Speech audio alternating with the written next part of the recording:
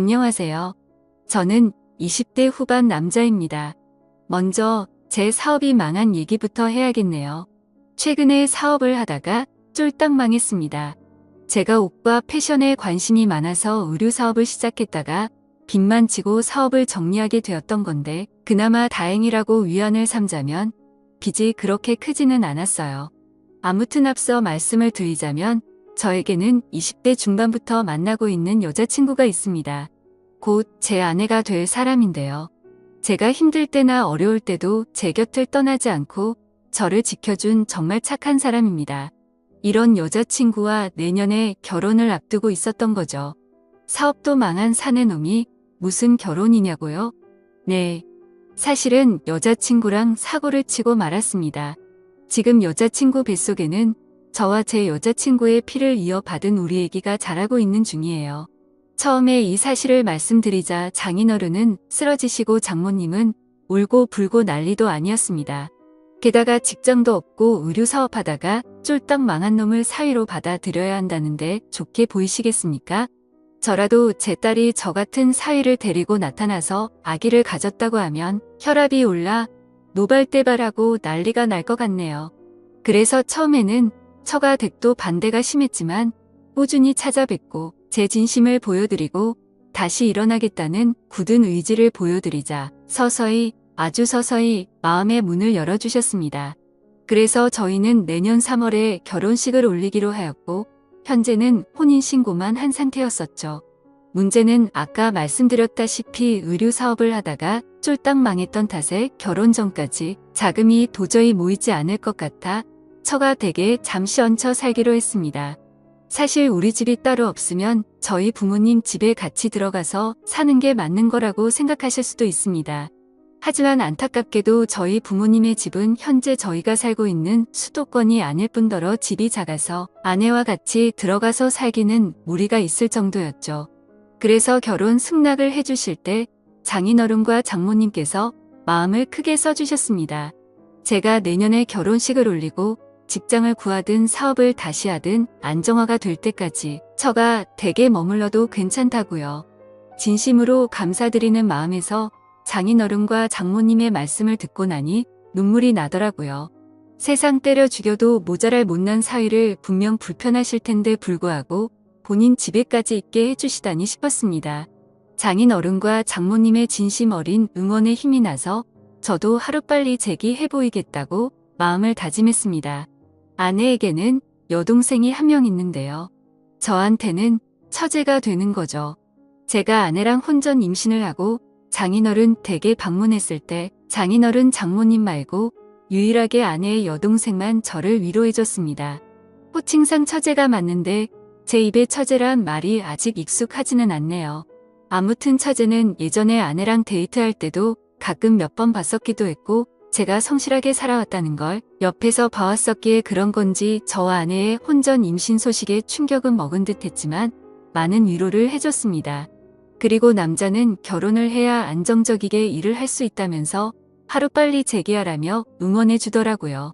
그런 처제가 많은 위로가 되어줬고 정말 많이 고마웠습니다. 그렇게 결국 저는 염치 없지만 제 짐을 챙겨서 처가 댁에 들어가게 되었던 거죠. 제가 도착하자 처음에 저에게 화를 내셨었던 장인어른과 장모님은 저를 따뜻하게 맞이해 주시고 제가 최대한 편하게 지낼 수 있도록 많은 배려를 해주셨습니다. 하지만 생각지도 못하게 처가 댁에 들어와서 지내는데 장인어른과 장모님이 문제가 아니었고 처제가 문제가 되었네요. 제가 처가 댁에 들어갔을 때가 따뜻한 날씨의 봄 무렵이었는데 처제가 옷을 너무 짧게 입고 돌아다니는 겁니다. 한 번은 제가 일을 일찍 마치고 오후에 집에 들어갔는데 처제가 티셔츠도 안 입고 있더라고요. 눈 마주치고 서로 얼마나 민망했는지 모릅니다.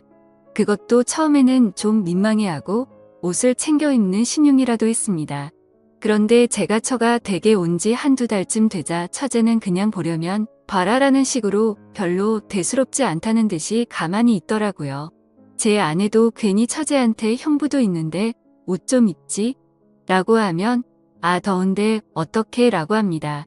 사실 처제의 몸매가 막 모델처럼 좋거나 그런 건 아니거든요. 보면 조금 민망합니다. 제가 얹혀 살려고 들어온 주제에 이런 얘기를 하면 안 되지만 상호 간의 예의는 차려졌으면 좋겠다 싶은 심정이 있었어요. 처가 댁에 몇 달 있다 보니 이 집안의 특성인 것을 알게 되었습니다. 사실 연애를 할 때도 제 아내는 여름만 되면 유독 더위를 많이 탔거든요. 그래서 늘 에어컨 나오는 카페로 피신하거나 시원한 바람을 좋아했었는데 아내가 이런 이유가 다 있었습니다. 가만 보니 장인어른과 장모님도 이 가족분들이 전체적으로 더위를 엄청 타서 힘들어 하더라고요. 제가 느꼈을 땐 크게 덥지도 않은데 아 덥네 더워 죽겠다 이런 얘기를 많이 하십니다. 그래서 처가 댁에 방마다 에어컨이 있어요. 거실에 큰 에어컨이 한 대 있고 방마다 1대씩 해서 총 4대가 있습니다. 저는 한 번씩 추워서 긴팔을 입고 있을 때도 있을 정도였죠.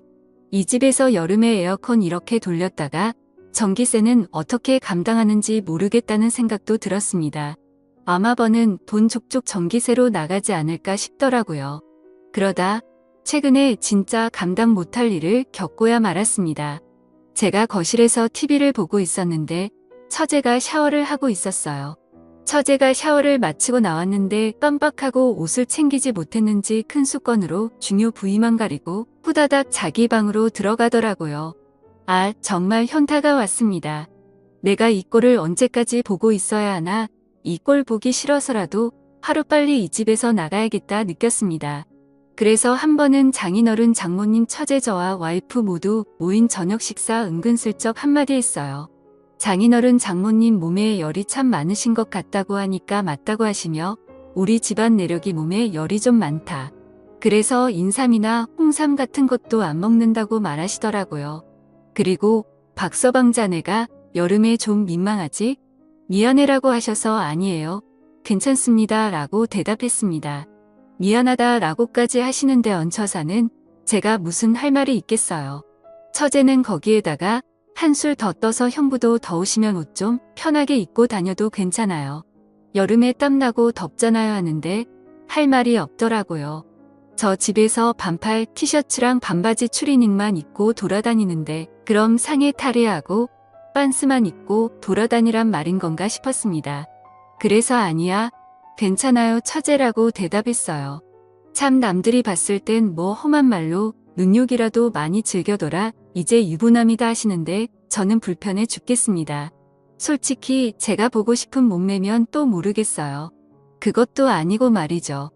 그때 처제가 샤워실에서 나와 호다닥 방으로 들어간 걸 아내한테 말할 수도 없고 참 힘드네요. 그래서 아내에게 고민사항을 말했습니다. 사실 자기네 가족들이 모두 더위 많이 타고 하는 건 알겠는데 그래서 집에 에어컨을 자주 사용하는 것은 이해한다고 말했어요. 하지만 처제의 옷차림과 행동이 너무 노골적이어서 불편하다고 설명했습니다. 아내는 처제와의 사이에 민감한 문제일 수 있기 때문에 조심스럽게 표현했습니다. 아내는 제 고민을 이해하고 고마워하는 표정으로 대화했어요. 그리고 처제와의 사이에 어떤 대화가 필요한지 함께 고민해보기로 했습니다. 아내는 가족 간에는 솔직하고 열린 대화가 중요하다고 언급했죠. 그 후로는 아내와 함께 처제와 대화하는 시간을 가졌어요. 처제에게 자신의 불편함과 존중받을 권리에 대해 이야기하면서 함께 어떤 접근 방법이 좋을지 고민했습니다. 처제도 서로를 이해하고 존중하는 분위기에서 대화에 참여했어요. 이러한 대화를 통해 처제는 자신의 행동이 불편함을 일으킨다는 것을 이해하고 앞으로는 상황을 고려하여 행동하겠다고 약속했습니다. 처제와의 관계에서 발생한 불편함을 해결하려는 노력이 가족 간의 화목한 분위기를 유지하는 데 도움이 되었습니다. 아내와 함께 이런 어려운 상황을 극복하고 가족으로서의 애착을 다지는 경험은 결혼 생활에 더욱 깊은 이해와 연대감을 키워주었습니다. 또한 처가 댁에서의 생활을 좀 더 원활하게 이어나가기 위해 서로의 의견을 존중하고 협력하는 모습을 보여주었습니다. 이런 어려운 상황을 극복하면서 가족 간의 소통이 더욱 중요하다는 것을 깨달았습니다. 가족 간의 소통은 서로의 감정을 이해하고 존중하는 데 있어 핵심적인 역할을 합니다. 그래서 아내와 함께 우리 가족 간의 소통을 강화하기로 다짐했습니다. 결혼식과 신혼집 마련에 성공한 뒤 현재는 새로운 가정을 준비하고 있습니다. 아내와 함께 새로운 시작을 앞두고 미래에 대한 꿈과 계획을 함께 나누고 있어요. 또한 처가 댁에서의 경험을 통해 가족 간의 존중과 이해를 높이는 노력을 기울이고 있습니다. 새로운 집으로 이사를 가기 전에는 처가 댁에서의 생활을 마무리하고 감사의 인사를 전하려고 합니다. 장인어른과 장모님, 그리고 처제에게 감사한 마음을 전하면서 새로운 가정에서도 서로 존중하고 이해하는 가족이 될 것임을 약속하려고 합니다. 여러 어려움을 극복하면서도 우리 가족은 더욱 강해지고 성장했습니다. 이제는 미래의 행복한 가정을 이루기 위해 함께 노력하고 서로의 지지와 이해를 바탕으로 더욱 깊은 연결을 만들어 나가려고 합니다. 마지막으로 이 얘기를 들어주셔서 감사합니다. 여러 어려움을 함께 나누고 고민하며 성장하는 과정에서 얻은 교훈들이 우리 가족을 더욱 튼튼하게 만들어 가고 있습니다. 앞으로도 서로를 이해하고 지지해주며 행복한 가정을 만들어 나가고자 합니다. 감사합니다. 행복한 하루 보내시길 바래요.